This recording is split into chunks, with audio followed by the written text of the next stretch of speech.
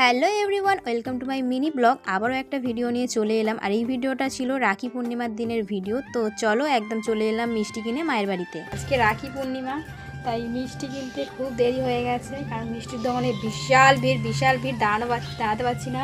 সবাইকে রাখি পূর্ণিমার অনেক অনেক শুভেচ্ছা, সকল দাদা এবং ভাইদেরকে আমার তরফ থেকে। তো চলো, আমি তো ঘেমে একদম চান হয়ে গেছি আস্তে আস্তে।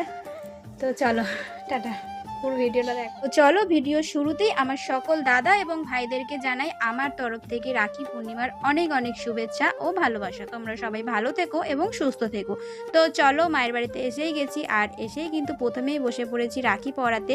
আর এদিকে কিন্তু আমার মাসির ছেলে মানে আমার গোপাল ভাই কিন্তু চলে এসছে, আর এদিকে আমার দাদা বসে পড়েছে।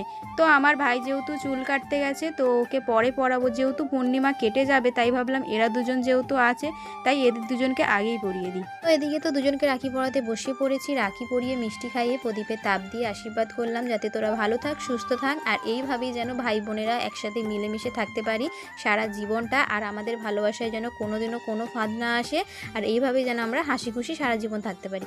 তো দেখো, এদিকে আমার ভাই দেখো একটা গিফট এনেছে, দেখো, দেখে নাও, পছন্দ হবে আমি আশা করি। গিফট এই দেখো গাইস, গিফট এনেছে গোপাল। গিফট আমার মা বললো খুব ভালো হয়েছে। দিদি কানে পর পছন্দ ভালোই তো পছন্দ করিস। ভালো কে চয়েস কিনেছিস তুই? আমি নিজে গিয়েই কিনেছি চয়েস করে।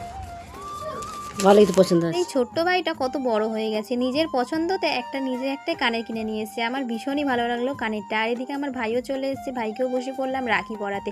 আর ভাইকে রাখি পরানোর সময় ভিডিওটা ঠিক করে ক্লিপ নেওয়া হয়নি, তাই আর দেখাতে পারলাম না। এদিকে বাবাইকেও মা রাখি পরিয়ে নিল, যেহেতু বাবাইয়ের কোনো দিদি বোন নেই, তাই প্রত্যেক বছর মাই কিন্তু রাখি পরায়।